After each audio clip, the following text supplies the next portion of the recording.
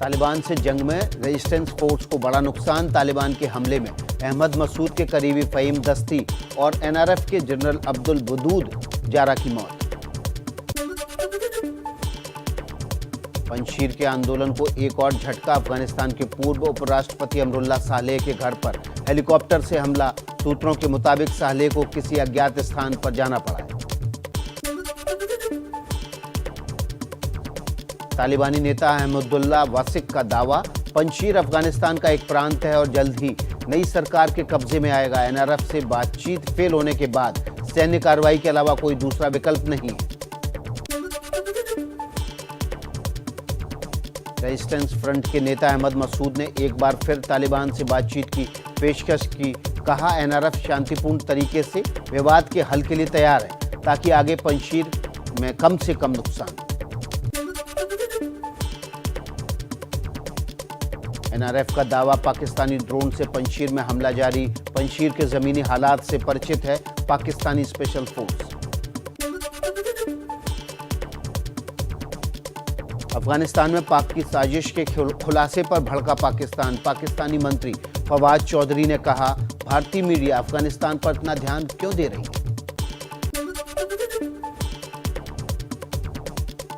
काबुल में तालिबान के नेता मुल्ला अब्दुल बरादर ने संयुक्त राष्ट्र के अवर महासचिव मार्टिन ग्रिफिथ से मुलाकात की। यूएन के प्रतिनिधिमंडल ने मानवीय सहायता जारी रखने का भरोसा दिलाया। आईएसआई चीफ जनरल फैज के काबुल पहुंचने पर उठे सवाल। पूर्व अफगान सांसद मरियम ने कहा, पाकिस्तानी हक्कानी नेटवर्क के नेता को तालिबानी सरकार का प्रमुख बनाना चाहता है। अमरुल्लाह सालेह का दावा, तालिबान को पाकिस्तान की खुफिया एजेंसी आईएसआई चला रही है। तालिबानी प्रवक्ता को हर घंटे पाकिस्तानी दूतावास से निर्देश मिल रहे हैं।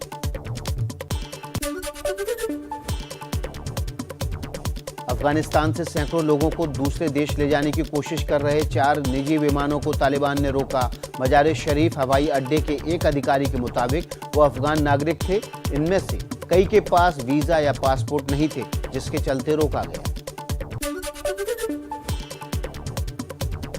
ईरान के राष्ट्रपति इब्राहिम रईसी का तालिबान को बड़ा झटका। कहा, अफगानिस्तान में चुनाव के जरिए नई सरकार बने। अफगान की चुनी हुई सरकार को ही मान्यता देगा ईरान। पाकिस्तान के क्वेटा में फिदायिन हमला, 4 सुरक्षाकर्मियों की मौत, 19 लोग घायल। तहरीके तालिबान पाकिस्तान ने हमले की जिम्मेदारी ली। पीएम इमरान खान ने जताई संवेदना। और आइए आप किसान आंदोलन से जुड़ी हुई कुछ खबरें देखते हैं फटाफट अंदाज में।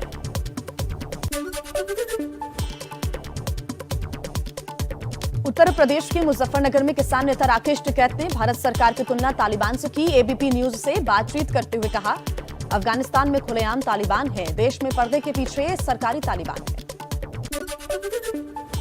राकेश टिकैत के बयान को वीएचपी प्रवक्ता विनोद बंसल ने आपत्तिजनक बताया। बोले, टिकैत का बयान उनकी तालिबानी मानसिकता को दर्शाता है। अफगानिस्तान से लोग जान बचाकर भाग रहे हैं, जबकि भारत में उन्हें कुछ भी कहने और करने की आजादी है। किसान महापंचायत पर केंद्रीय मंत्री संजीव बालियान का निशाना। कहा, कुछ लोग बाहर से आकर मुजफ्फरनगर का माहौल खराब कर देते हैं। सांप्रदायिक लोग मंच पर क्यों थे।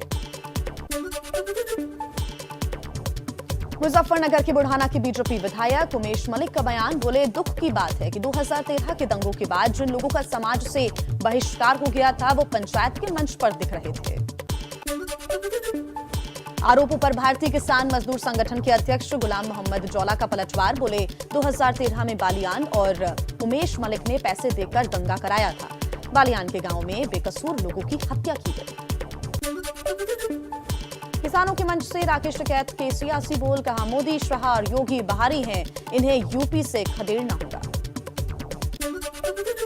राकेश टिकैत के बयान पर बीजेपी का पलटवार। कहा, मियां खलीफा, कुरेटा, थनबर्ग और रेहाना से समर्थन जुटाने वाले टिकैत मोदी, शाह और योगी को बाहरी बता रहे हैं। ये मानसिक दिवालियापन है। राकेश टिकैत के बयान पर बीजेपी किसान मोर्चा के राष्ट्रीय अध्यक्ष राजकुमार चाहर ने हमला बोला। कहा, पीएम मोदी और सीएम योगी भारत माता के सपूत हैं, उन्हें बाहरी बताना निंदनीय है। किसानों की महापंचायत पर बोले केंद्रीय मंत्री अनुराग ठाकुर, सरकार ने एक नहीं बल्कि 11 चरण में वरिष्ठ मंत्रियों के साथ बैठक करवाई। मोदी सरकार लगातार किसानों के हितों के लिए काम कर रही है। किसानों की महापंचायत पर बीजेपी सांसद वरुण गांधी का ट्वीट, लिखा, मुजफ्फरनगर में लाखों किसान जमा हुए हैं, वो हमारे अपने हैं, उनसे दोबारा सम्मानजनक तरीके के साथ बातचीत शुरू करने की जरूरत है। किसान महापंचायत पर राहुल गांधी का ट्वीट, लिखा, गूंज रही है सत्य की पुकार, तुम्हें सुनना होगा अन्यायी सरकार। किसान आंदोलन को लेकर कांग्रेस महासचिव प्रियंका गांधी का केंद्र सरकार पर निशाना, बोले किसान देश की आवाज, किसानों की हुंकार के आगे सत्ता का अहंकार नहीं चलता। चलिए रुक कर लेते हैं राजनीति की कुछ अहम खबरों का।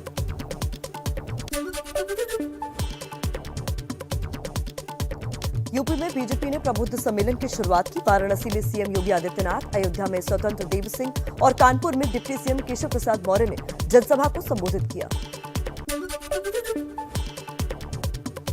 वाराणसी में प्रबुद्ध सम्मेलन के दौरान सीएम योगी का अखिलेश सरकार पर इशारों ही इशारों में निशाना, कहा, यूपी में पहले उपद्रवी त्योहार में उपद्रव करते थे, अब सभी लोग शांति के साथ त्योहार मनाते हैं।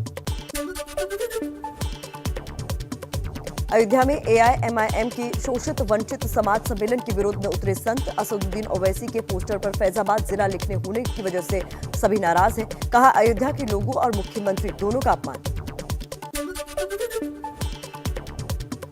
बाबरी के पक्षकार रहे इकबाल अंसारी ने असदुद्दीन ओवैसी के अयोध्या दौरे का विरोध किया। देश के मुसलमानों से ओवैसी के भड़कावे में न आने की अपील की।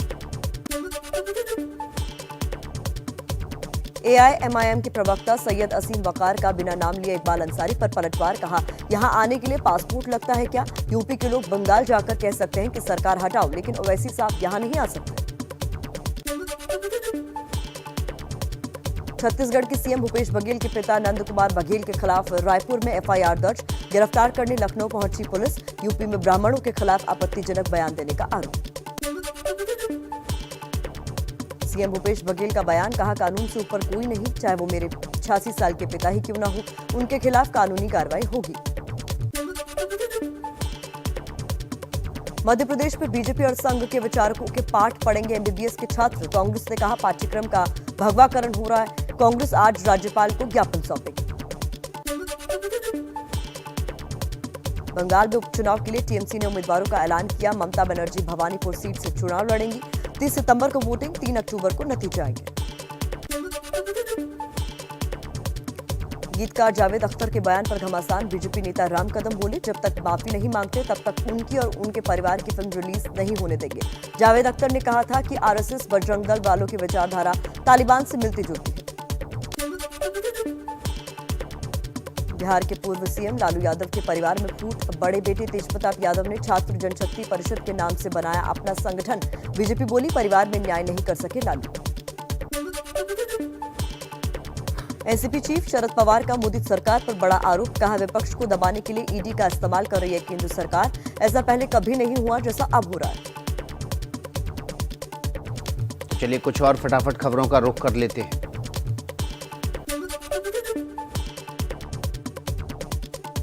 कोयला घोटाले को लेकर ममता बनर्जी के भतीजे अभिषेक बनर्जी ने आज ईडी पूछताछ करेगी। अभिषेक बोले, अगर ईडी आरोप सच साबित कर दे तो फांसी लगा लूंगा, हर तरह की जांच के लिए तैयार।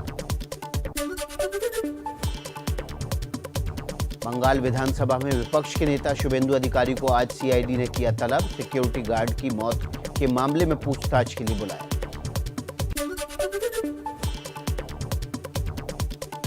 मनी लॉन्ड्रिंग केस में आईसीआईसीआई बैंक के पूर्व सीईओ चंदा कोचर और उनके पति दीपक कोचर समेत दूसरे लोगों के खिलाफ आज आरोप तय होंगे। ईडी की विशेष कोर्ट में सुनवाई।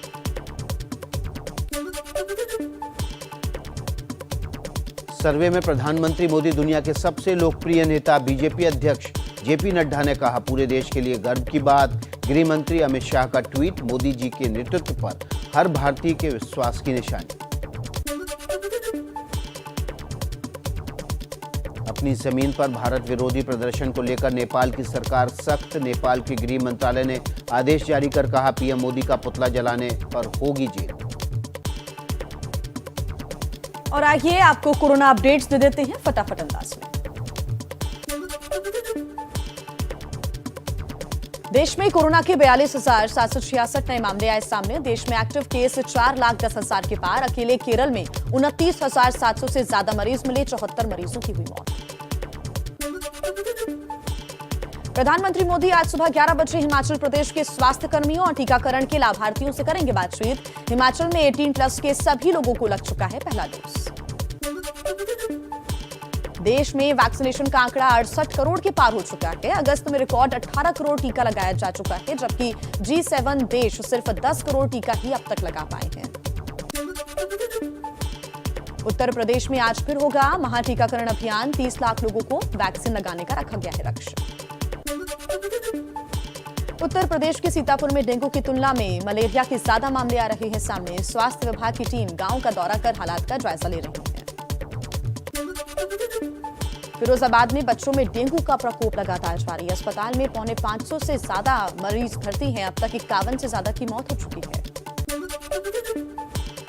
यूपी के हापुड़ में वायरल बुखार का बढ़ रहा है कहर। सरकारी अस्पताल के बाहर मरीजों की लंबी कतारें देखने को मिली। गांव-गांव जाकर जांच कर रही है स्वास्थ्य विभाग की टीम। एटा जिले में डेंगू और मलेरिया के बढ़ते मामलों को लेकर अलर्ट पर स्वास्थ्य विभाग। आशा आंगनबाड़ी और आशा संगिनी के जरिए घर जाकर बुखार पीड़ितों का हो रहा है सर्वे। जालौन में लखनऊ से पहुंचे नोडल अधिकारी और डीएम ने कई इलाकों का दौरा किया। डेंगू की रोकथाम में जुटी स्वास्थ्य विभाग की टीम। डीएम ने जल जमाव वाली जगहों पर दवा के छिड़काव के निर्देश भी दिए हैं।